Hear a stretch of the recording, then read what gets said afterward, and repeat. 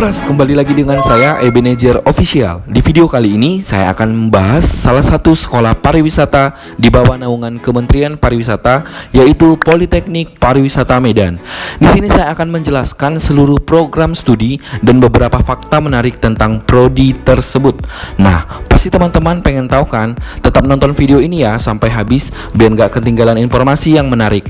Dan jangan lupa untuk membantu channel ini dengan cara klik tombol subscribe agar tidak ketinggalan informasi. Nah, langsung saja, inilah program studi yang pertama. Yang pertama, D4 Pengelolaan Perhotelan atau PPH. Tujuan pendidikan ini menghasilkan lulusan yang memiliki kompetensi dalam mengelola usaha perhotelan. Profil lulusan ini sebagai Operational Manager.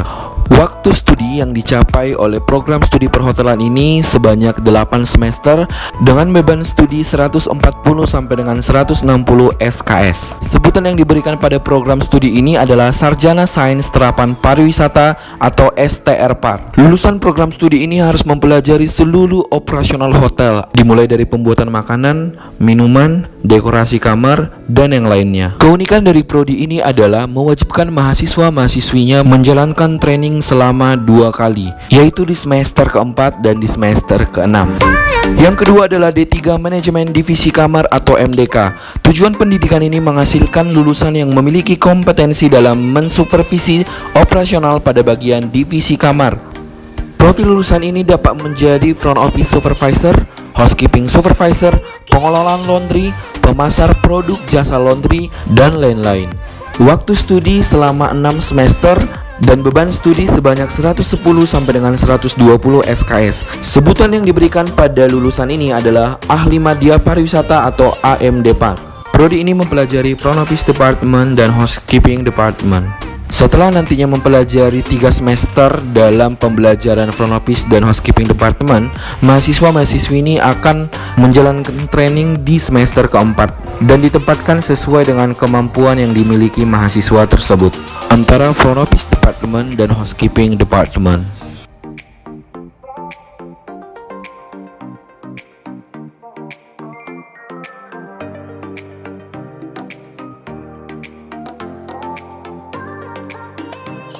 Yang ketiga adalah D3 Manajemen Tata Hidangan atau MTH. Tujuan pendidikan untuk menghasilkan lulusan yang memiliki kompetensi dalam mensupervisi usaha pada bagian penyajian makan dan minuman.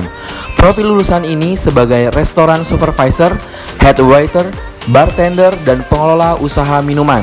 Waktu studi yang diberikan pada prodi ini adalah 6 semester. Beban studi sebanyak 110 sampai dengan 120 SKS dengan sebutan Ahli Madya Pariwisata atau AMDPAR.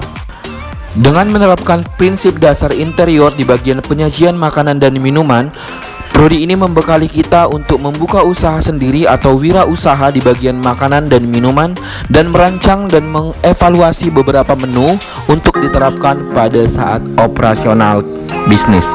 Dan prodi ini akan training di semester ketiga ataupun semester keempat. Selanjutnya D3 Manajemen Tata Boga atau MTB. Tujuan pendidikan ini menghasilkan lulusan yang memiliki kompetensi dalam mensupervisi usaha pada bagian pengelolaan makanan. Profil lulusan ini Chef de Party, Food Supervisor, pengelolaan usaha makanan, dan pemasar produk makanan. Waktu studi 6 semester dengan beban studi 110 sampai dengan 120 SKS. Sebutan yang diberikan pada prodi ini adalah Ahli Madya Pariwisata atau AMDPAR. Kompetensi lulusan ini membuat, mengembangkan, dan menciptakan makanan serta mengaplikasikannya ke dalam berbagai bentuk penyajian. Nah, setelah mahasiswa mendapatkan ilmu praktikum dari kampus, mahasiswa akan diberikan kesempatan untuk melanjut training di sebuah hotel ataupun restoran. Selanjutnya D3 Manajemen Patisserie atau biasa disebut sebagai MPI. Setelah menyelesaikan program pendidikan ini, lulusan ini memiliki kompetensi pengelolaan dalam bidang patisserie dan bakery. Profil lulusan ini bisa menjadi Chef de Party Supervisor, Marketing Food Solution, pengelolaan usaha roti dan kue. Waktu studi dalam pendidikan ini adalah sebanyak 6 semester dengan beban studi 110 sampai dengan 120 SKS. Sebutan yang diberikan adalah Ahli Madya Pariwisata atau AMDPAR. Nah, di semester keempat, para mahasiswa akan langsung terjun ke dunia industri untuk mengikuti training lebih dalam lagi. D3 Perjalanan Wisata atau Tour and Travel Operation. Tujuan program studi ini adalah memiliki kompetensi dalam mengelola kegiatan manajemen dan operasional di bidang usaha perjalanan. Profil lulusan ini adalah Travel Consultant, Ticketing Manager, Tour Manager, pemasar paket wisata.